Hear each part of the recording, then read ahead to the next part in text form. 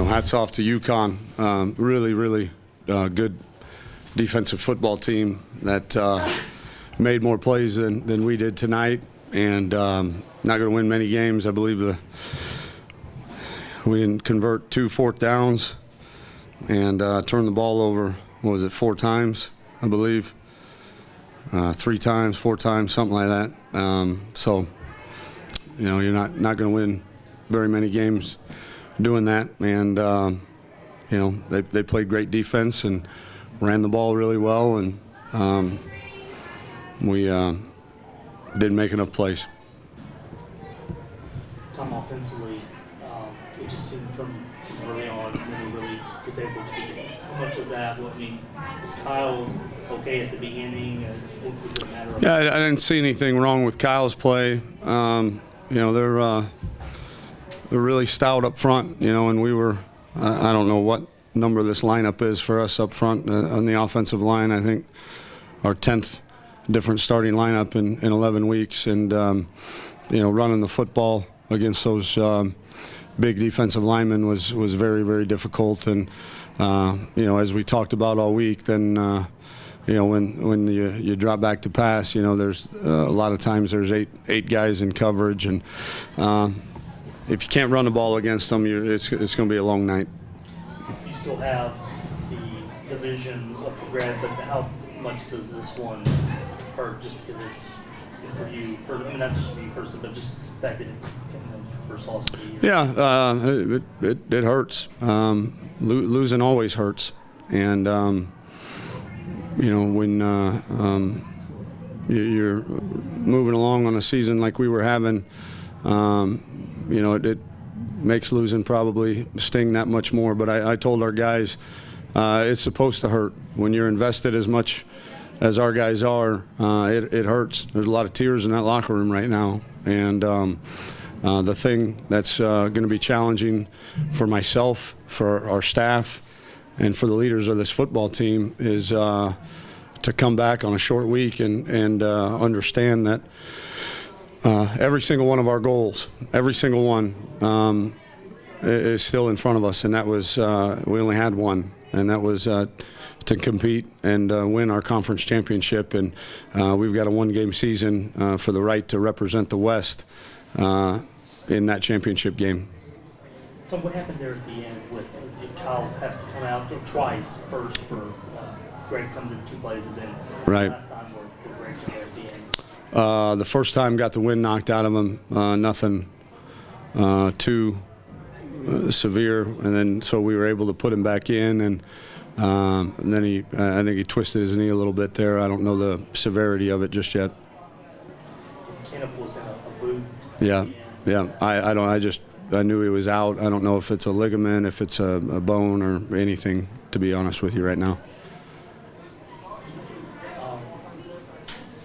Offensively, early on, you mentioned their stout defense. Kenneth didn't have a lot of room to run at times.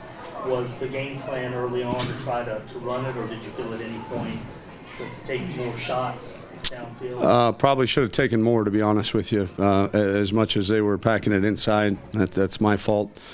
But we thought we had a good plan in the run game, and we just couldn't get it going, and probably should have taken a few more shots early there in the game. Was Greg, just because was he really not? In the perfect world, was he not really available today, or he wasn't 100% or close to it, and so when we made the call, as we talked about during the week,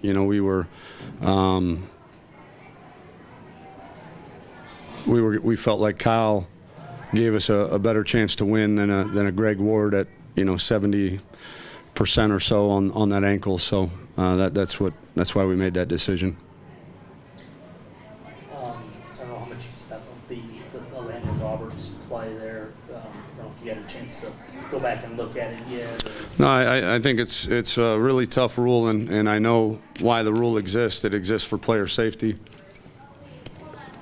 And so I think the intent of the rule is certainly admirable, but it's really hard to coach defensive football these days when things happen in a split second, and a defender has a target on the ball carrier, and leaves his feet or uncoils, so to speak, to make that tackle, and then at the last split second that target changes, and you end up with I guess, or I don't even, I guess, helmet to helmet or hit above the shoulders or whatever they called. I'm not quite sure, but it's tough because of there's that fine line in terms of balancing aggressive defense, and I don't know. I haven't had a chance to see it on film, but from where I was standing, I'm not quite sure what to tell the kid in terms of when you go to make a tackle and then the spot that you had targeted moves at the last minute. That's a tough deal. And what you call in the heart and soul, is that when you lose a guy like that, does it go without saying that it really changes up? Yeah, not an excuse, but certainly could have used him and his leadership and energy. That's for sure. On that play, it's kind of the if game, but the guy fumbles. I think Bowser picks it up and runs in the end zone, and then you had a big play to Ayers. I think that he catches it and runs to the 5, and that's wiped out by a penalty. Those kind of plays today that don't go your way, and is that just kind of sum up, just not being able to get those, not the officiating, but just not getting those breaks to go your way? Yeah, but in this game you make your own breaks, and we had plenty of opportunities to overcome those negative plays, and we didn't.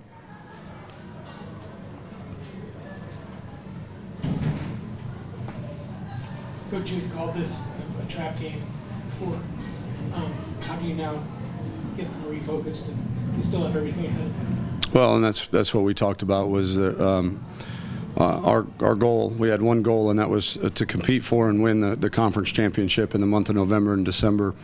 And this one hurts. It hurts really bad because of where we were in the season and how much these kids have invested. But the great thing is that we get to go back to work tomorrow and prepare for what essentially is the West Division Championship game at our house against Navy.